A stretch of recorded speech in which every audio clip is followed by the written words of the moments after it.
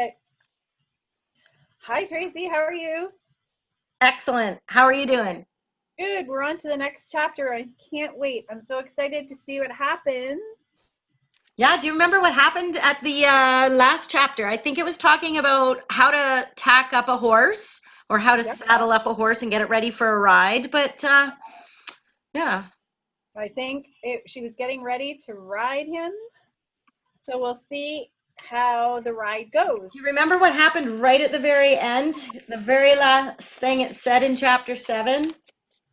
Don't. The last sentence says, and Happy took off at full speed. Here we go. Okay. Whoa! Yelled Andrea, pulling on the reins with all of her strength. But Happy wasn't paying attention to Andrea. He only wanted to run. His legs galloped beneath him, pounding against the sandy ground. They took him faster and faster around the ring.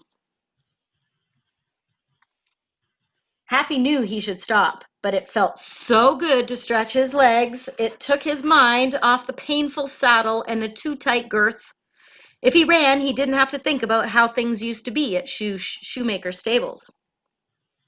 If he could just keep running, maybe he wouldn't have to worry about all the new things in his life at Big Apple Barn. Happy knew he was being bad. Andrea had not asked him to run. She had only asked him to walk. But Happy needed to run, and he couldn't stop himself. All at once, Cobalt's words of advice flashed through his head. Happy had not wanted to disobey. He had only wanted to show Diane and Andrea that he could be a good school pony if he only had a good rider. But it was too late for that. At last, Happy started to feel tired. His breath was short and his legs began to slow down. Steady, boy, Andrea said. Pulling lightly on one of the reins, she asked him to run in smaller circles. Happy listened to her and turned. That's good, Diane called. Let him work it out. Now that Happy had released some of his extra energy, he could concentrate on Andrea's requests. He could tell that Andrea was a good rider, and he felt bad for running off with her on his back. It wasn't what Mrs. Shoemaker or Happy's mom would have wanted him to do at all. Okay, Andrea, Diane said, scooting off the fence. I think he's done enough. Andrea pulled Happy to a stop and gave him a half-hearted pat on his neck. Diane walked over to Andrea and as she climbed down. Ivy followed a few steps behind her mother. The younger daughter looked at Happy with sad eyes. He was good once he calmed down, Andrea said, but I don't think he's ready to be a real school pony. He needs too good of a rider. Hmm. Isn't that what Cobalt had said he wanted to happen? Yep. Maybe Cobalt didn't have Happy's best interests in mind. No. This is making me suspicious as why Cobalt told him to do that. And Happy was told by the mouse to His watch first Cobalt. friend, right, his first friend sounded very sincere and he did give him some advice, didn't he? He did. Hmm.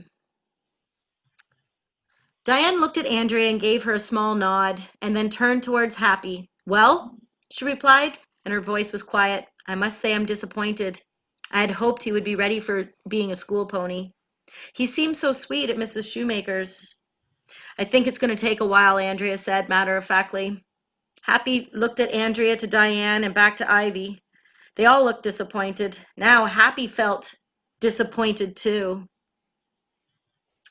Didn't go the way he wanted, did it? No. Ivy had offered to bring Happy back to his stall. He was hot and sweaty, and she had walked him for a long time to help cool him down. Then she gave him a good hard brushing, just the way Happy liked it. She rubbed his tired legs and back with a soft rag.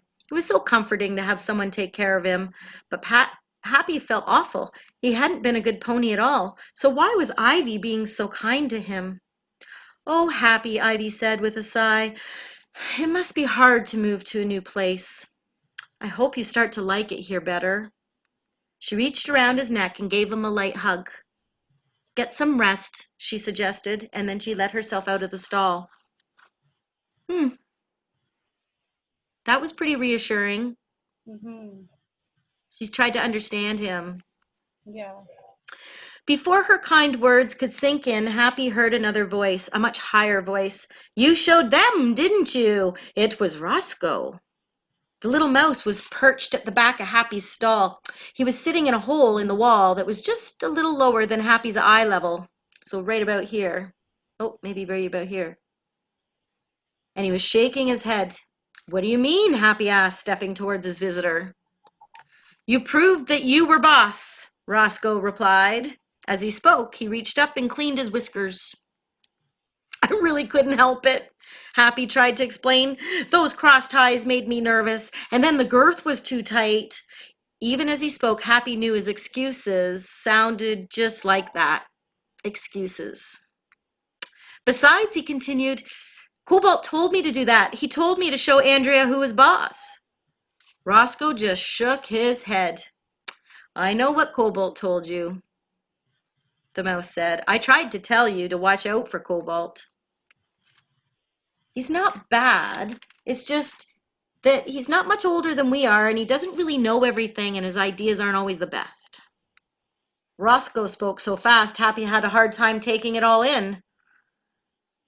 Prudence the cat said Cobalt doesn't know how to work with people yet. You could have really messed things up today. Happy drooped his head low. It was bad enough having Diane and Andrea and Ivy be disappointed in him, but now even the barn mouse was too.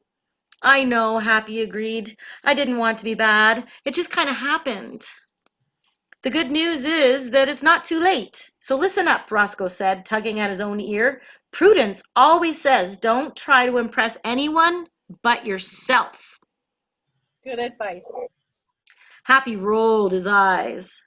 Was he really going to take advice from a mouse? A mouse that took advice from a barn cat? Besides, where was this Prudence the cat? Happy was about to ask, but just then he heard a rustling noise.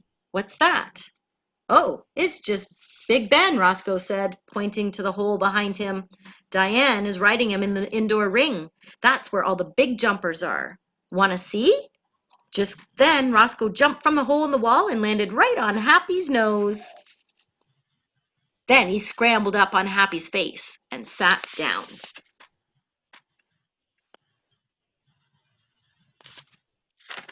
Between his ears is where he sat. If you look through the hole, you can see the indoor ring. Happy did as Roscoe said and lowered his head so he could look through the gap in the wall. Sure enough, Happy could see the tall, regal chestnut horse trotting in a large ring. It looked just like the ring outside, but it was under a tall roof. You're lucky, Roscoe said. The horse that was in this stall before kicked a hole through the wall, so now you've got a great view. Happy gave a slight nod, but he wasn't listening to Roscoe. He was too busy watching Big Ben. The horse looked so strong and graceful, carrying Diane on his back. They seemed like such a team. Big Ben was cantering now, which was faster than a trot. He sped up when Diane nudged him with her leg, and he slowed down when she squeezed on the reins. Prudence says that Big Ben is at the top horse of the barn, Roscoe said. This time Happy didn't question Roscoe or Prudence. This horse is clearly the best. Happy was watching as Ben headed towards the tall fence in the middle of the ring. Happy held his breath. The fence was really high, but Ben and Diane sailed right over it. Wow, Happy breathed. Yeah, I know, Roscoe said. Happy and Roscoe watched until Diane pulled Big Ben to a halt. She brought him to the center of the ring, and then both Diane and Andrea, who'd been looking on, gave the tall horse hearty pats. Now that's a horse that knows how to work with people, Roscoe said. Happy nodded again, and this time he heard just what Roscoe was saying. What do you think? I think he's learning. Me too. I'm really curious where it goes from here. I think it's good advice that Roscoe gave him I think so too. to please yourself and not everybody else. Yeah. Listen to yourself, make your own choices, right? Right. Because sometimes what people tell you to do aren't the right things to do. Yeah. Good advice, Patty.